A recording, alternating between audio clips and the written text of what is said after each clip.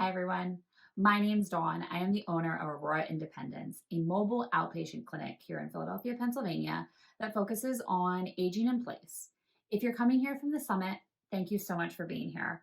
It means that you are ready to take control and you are willing to learn how to age in place with MS. So let's refresh. What is aging in place? Essentially, it's how we prepare ourselves and our homes to receive us in whatever process may occur. We have natural aging processes that are just going to occur if we live to be 100. We also have things that may occur because of our conditions, such as MS. We can't really interpret what's going to happen, so we might as well prepare for the aging process because it will end up preparing us for our MS process as well. So let's take a minute and think about what's included in aging in place. There's 5 factors that we have to consider. The first one is going to be your physical factors. This is your strength, your range of motion, sensation, balance, things that have to do with your person, and there's tons of others. Additionally, we have to think of environmental factors. So what's your home setup? What floor is your bathroom on? How many stairs do you have to enter? How wide are your doors? Next, it's psychosocial factors. So, how invested are we? Where are we in our acceptance journey? How are we feeling today? Psychosocial factors are going to change by the minute sometimes. They may be stable for years. This one's a little fluid. Next, we have financial situation. So, how much money can you invest into the process of aging in place? And lastly, we have our level of independence. This means where are we right now? How much assistance do we need? And how much assistance do we think that we want to accept or that we will be accepting in the future? So, if we live to be 100, chances are, no matter what, we're going to need someone to wipe our back. Ideally, it'll be because we're 100 and not because of MS. But if something occurs with MS, we want to know that we've considered that additional level of support. Natural aging process can mask, interfere, or even exacerbate some of our MS symptoms. They can look pretty similar. So it's important for us to understand what is a natural aging symptom and what could be symptoms of MS. You'll notice here that I have on the left side common aging symptoms, and on the right side, I have common MS symptoms. These are not exhaustive symptom lists. I want you to note how the natural aging symptoms overlap with the common MS symptoms. This is noted in bold and with 2 asterisks. Typically, MS symptoms come on fast, and aging symptoms will take years to notice. This is important to note because as we age, we may feel like MS is actually getting worse, and it could in fact be part of the aging process. It's always important to consult your team with any questions that you may have. What I want to give you now are tips to actually implement because this is not something that is wildly unattainable. This is not something that should debilitate you and make you pause and feel like you can never leave your house unless you've done these things.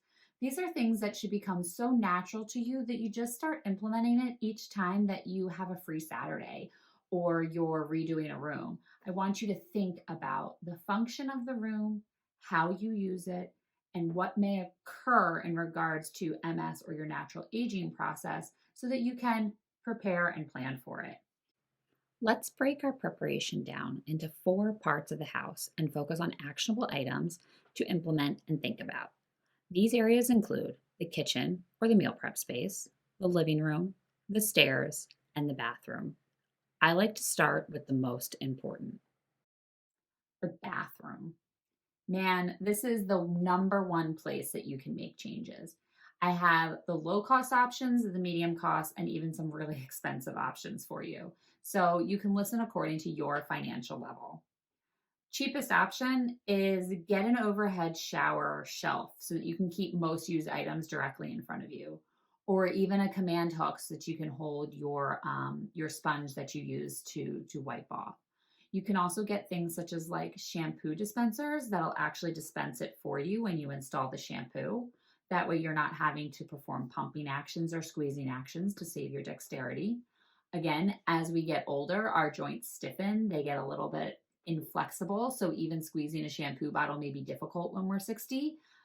If you have MS dexterity issues, you may already be struggling with it. So let's make it easier for you. Additionally, we want to make sure that you consider maybe a shower chair. That doesn't mean you have to go get one right now. I think a lot of this is education. What kind of shower chairs exist? Which one would be best for you? Where could you get one quickly if you wanted? So I usually recommend one with a back no matter what. If you're not going to purchase one right now, that's totally fine. What I would think about is looking at where you could get one. So Amazon's one of the easiest. I have seen them at CVS before too. You can also look on Target, Lowe's, all of these places. Some of the big stores actually carry them in stock, and in other places, you have to actually order them. So if there ever comes a need for you to get a shower chair, one, if you already have it, great. Two, at least you know where to get it and what kind would fit in your bathtub. These are really simple things to do just to be mentally prepared for what might come your way. A medium cost option is actually getting one of those prefab tubs that can actually fit over your pre existing situation. I call this a medium cost because it's cheaper than doing a full bathroom renovation. And they sometimes are really easy, installed in one day, no big deal.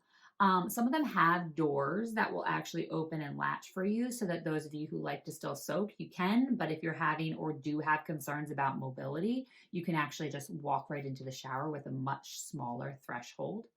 Additionally, you can install a grab bar if you'd like at this portion. That way, you kind of have something that's a little more stable and maybe you don't change literally anything else. You can also add a shower head that allows you to grab the bar and actually control where the water goes. This just makes it a little bit easier. You never have to use it, but that way, if you ever have an injury or a moment that you don't want water to run in a certain place, you can control it. And you can also turn the water on and off based off of your heat requirements. Remember, when you're showering, you don't want that water to be up really high because that can actually exacerbate some of your MS symptoms. So, having a shower head that is removable and that also has an on off switch can really help you control the temperature regulation that you have. The most expensive option is going to be the full bathroom renovation. If you've got the money to do it, man, it can be life changing. If you are going to do it, I recommend looking into what does a curbless shower look like. What kind of textures do you want to put down for tiles so that you have anti-slip surfaces? What kind of wall reinforcing do you want to put in the back so that you can install really good grab bars that never need to be replaced? This way, you have control over the aesthetics and also the function. Next, let's look at the stairwell. This is another really excellent place that you can help yourself age easier. I want you to avoid clutter. So, if you're someone who puts your items that need to be taken upstairs onto the edge of the chair or the stairs, get rid of that, get a basket, do something so that there aren't just items cluttered around on the stairs. The only thing allowed on the stairs are you and the stair treads, okay? Additionally, there comes a lighting issue. You're going to notice this theme throughout all of my actionable items. It's going to be address the lighting in every situation that you possibly can. We have something called retinal luminance, and it goes down as we age. If you have MS and you have vision involvement, your vision is already also affected or could get more affected.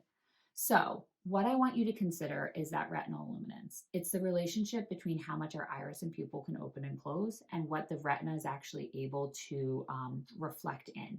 So, it's how much light is entering our eyeball. That ability goes down by almost 30-fold. So, a 20-year-old eye and an 80-year-old eye, they're drastically different, just drastically. So you want to make sure that you're addressing lighting just because as we get older, lighting becomes more important. So in your stairwell, you've got a couple options. Cheapest would be get out those sticky LED lights that you can press to turn on and off, stick them to the wall down at the baseboard so you can see the stairs a little easier. Some of them come with a remote control, so you can almost use it like a switch when you're going your way up. You could also get new light bulbs for already existing features. So that might be a little bit more of a medium cost for you or low cost. What I would recommend is that as your light bulbs are dying, you replace them with the proper light bulbs. So you want light bulbs that are going to be about 3,500 kilowatts all the way up to 6,500 kilowatts. And the color should be either like neutral or cool white, or you want the sunlight daylight ones. Sunlight daylights are going to feel really jarring at first because they are really bright. But they are the ones that are best to reduce any visibility issues. I recommend the cool or the neutral ones if you want a little bit of light, but you don't want to be like blinded by anything. Once again, consider your lighting options. The lighting, reducing clutter, and having a good railing to hold on to. All of those things are going to help you age in place a lot easier. The next biggest place is going to be your kitchen. We spend a lot of time there, right? We're always cooking. We're trying to make sure that we're eating healthy. We're doing all these things. So we want the kitchen space to actually function for us for the rest of our lives. And the easiest thing is to take a weekend and try to readjust your kitchen.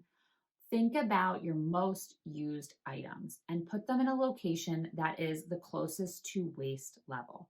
If we are constantly reaching up or bending down to get our most used items, we're actually using a lot of energy that we don't need to expend. So we want to make sure that we're setting that kitchen up for the way that we actually functionally use it.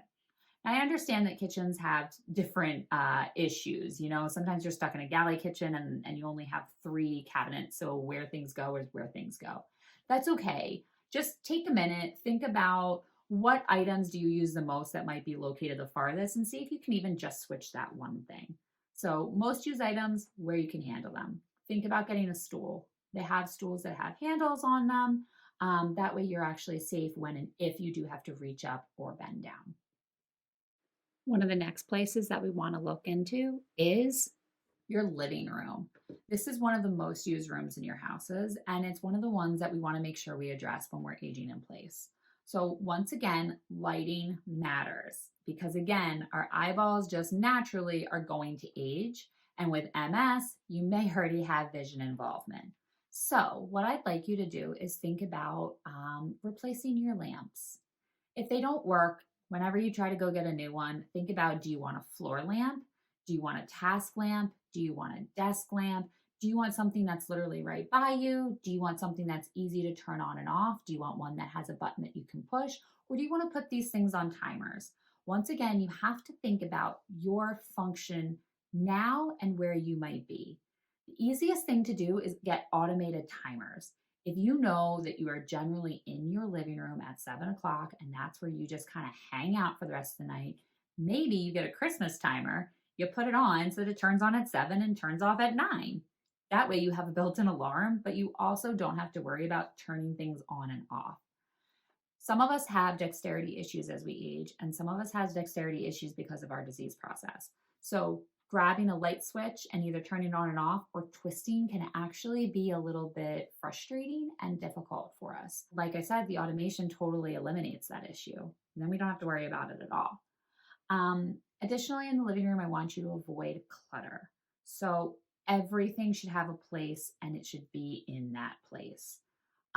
We don't want to fall, we don't want to trip, we don't want to have anything that our adaptive devices have to work around. Some of us are using forearm crutches, some of us have walkers, some of us never want or will ever get those things, and that's fantastic. But you might still want to consider the fact that our flexibility does go down as we age. The ability to gain strength never does, so we should always be working on strengthening. But because of our flexibility issues, sometimes strength and deconditioning just sort of creep in there, whether we were planning on it or not. So, removing things like floor rugs, even if they're taped down with adhesives, can really minimize that change in height so that you have less things to trip over. Hopefully, you found this video helpful and it gave you actionable items so that you can actually start addressing aging in place. As a professional, I do not want to scare you and think that you are unable to participate in your daily life activities until you address aging in place. This should be something that just comes so naturally that it almost gets confused for being organized and just a well put together person. You really want to think about what the natural aging process is and how your MS symptoms may or may not overlap with that. In the end, we want to make sure that our homes are ready to receive us for whatever issues that may occur for us. There's no reason for us to adapt for our environment.